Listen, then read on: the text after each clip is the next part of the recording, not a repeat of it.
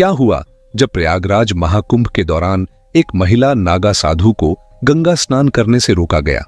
उसके बाद प्रयागराज के उस गंगा घाट पर जो चमत्कार हुआ उसे देखकर आपके पैरों तले जमीन खिसक जाएगी। साल 2025 का जनवरी महीना था जब प्रयागराज में महाकुंभ का विशाल आयोजन हो रहा था। दुनिया भर से लाखों श्रद्धालु, संत और साधु गंगा स्नान के लिए यहां जुटे थे। इस महाकुंभ में हर किसी का एकमात्र उद्देश्य था मोक्ष की प्राप्ति। इसी भीड़ में एक विशिष्ट और दिव्य साध्वी थी, महामयी। गंगामूला अवस्था में ही संसार के मोह को त्याग कर उन्होंने एकांत और तपस्वी जीवन को अपनाया था। कहा जाता था कि उन्होंने कठोर तपस्या और साधना से कई सिद्धियां प्राप्त की थीं। लोग उन्हें देवी के अवतार के रूप में मानते थे और उनकी साधना से प्रेरित होकर अनेक भक्त उनका अनुसरण करते थे। वे अपनी साधारण जीवन शैली और कठिन तपस्या के कारण सभी के बीच श्रद्धा का केंद्र थी। महामयी गंगाई का एक अटूट नियम था, हर दिन सुबह 4 बजे गंगा में स्नान करना। उन्होंने कभी इस नियम को नहीं तोड़ा, चाहे वर्षा हो, आंधी हो या भयंकर ठंड। गंगा नदी के प्रति उनका प्रेम और सम्मान असीम था।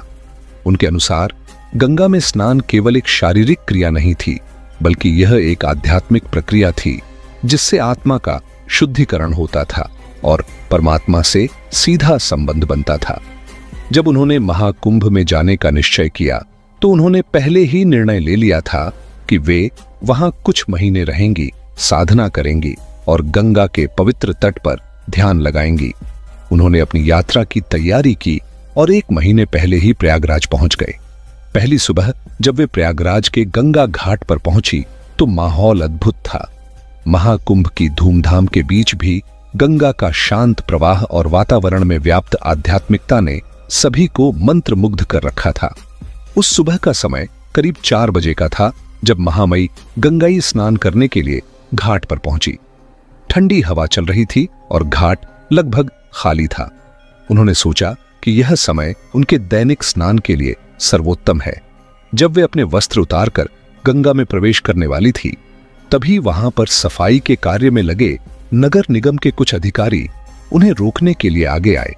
उन्होंने कहा, मां, इस समय गंगा की सफाई का काम चल रहा है, अभी आप स्नान नहीं कर सकती।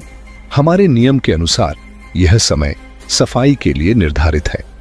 महामयी गंगाई ने शांत स्वर में कहा, गंगा मां सबकी है और यह मेरा नित्य नियम है कि मैं सुबह 4 बजे गंगा में स्नान करती हूं। मुझे स्नान करने दीजिए।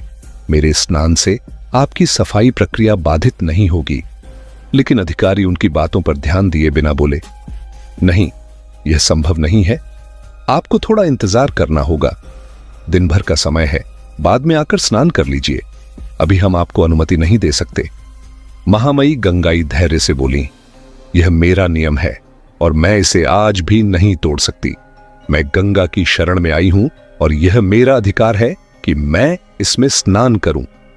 यह सुनकर अधिकारियों में से एक अधिकारी गुस्से में आ गया और बोला, तुम्हारी जिद की वजह से हमें परेशानी हो रही है। यहां अभी कोई स्नान नहीं कर रहा है। आखिर क्यों तुम्हें इसी समय स्नान करना जरूरी है? क्या तुम में इतनी शक्ति है कि इस ठंड में गंगा के ठंडे पानी में नहा सको? तुम्हारे अंदर कुछ भी विशेष नहीं है। व्यर्थ की बातें बनाना बंद करो और यहां से जाओ। महामयी गंगाई अब भी शांत रहीं। उनका चेहरा बिल्कुल धैर्य से भरा हुआ था। उन्होंने बिना किसी प्रतिक्रिया के गंगा तट पर एक चट्टान पर बैठकर ध्यान लगाने का निश्चय किया। उन्होंने अपनी आंखें बंद की और साधना में लीन हो गईं। अधिकारी और सफाई कर्मी यह सोचकर संतुष्ट हो गए कि अब कोई समस्या नहीं होगी।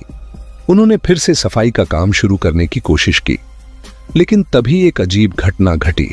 सफाई की सारी मशीनें जो गंगा से कचरा निकालने के लिए लगाई गई थीं, अचानक काम करना बंद कर गईं। मशीनों के सभी प्रयास असफल हो रहे थे। अधिकारियों ने कई बार मशीनों को चालू करने की कोशिश की, लेकिन कोई फायदा नहीं हुआ। मशीनों के खराब होने से अधिकारी घबरा गए। उन्होंने इंजीनियरों की एक टीम को बुलाया, जिन्होंने मशीनों की जांच की, पर कोई भी तकनीकी समस्या नहीं मिली। मशीनें पूरी तरह से ठीक थीं, लेकिन वे चालू नहीं हो रही थीं। यह देखकर सभी हैरान थे। उसी समय में एक सफाई कर्मी जो पहले कभी महामयी गंगाई से मिला था, उन्हें ध्यान मुद्रा में बैठा देख चौंक गया। वह तुरंत उनकी पहचान कर गया।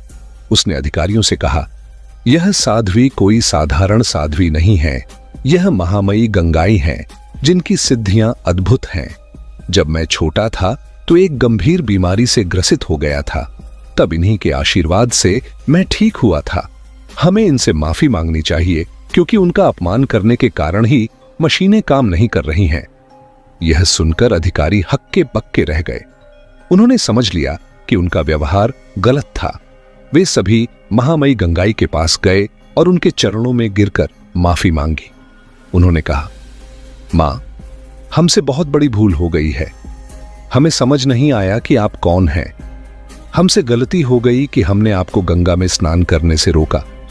कृपया हमें क्षमा करें। महामयी गंगाई ने आंखें खोलीं और मुस्कुराते हुए बोली, गंगा मां सबकी है और किसी का भी गंगा पर विशेष अधिकार नहीं है।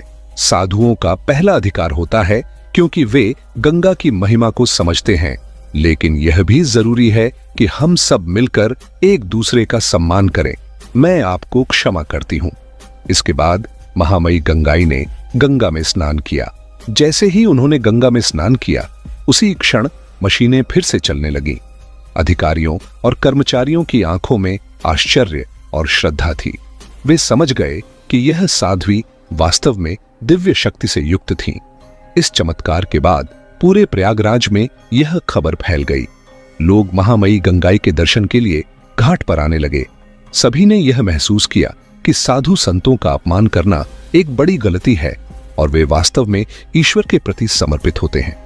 महामयी गंगाई ने अपने तप और साधना के जरिए यह संदेश दिया कि गंगा और अन्य पवित्र नदियों का सम्मान करना चाहिए और किसी भी साधु या संत का अपमान नहीं करना चाहिए। यह घटना इस बात का प्रतीक थी कि आध्यात्मिक शक्ति केवल दिखावे या बाहरी चमत्कारों में नहीं होती, बल्कि वह प्रेम, भक्ति और समर्पण में निहित होती है। इस कथा से हमें यह सीख मिलती है कि साधु संतों का आदर और सम्मान करना चाहिए। उनकी तपस्या और साधना हमारे जीवन को मार्गदर्शन देती है। हमें कभी भी उन्हें छोटा नहीं समझना चाहिए। गंगा जैसी पवित्र नदियों का सम्मान सभी का कर्तव्य है।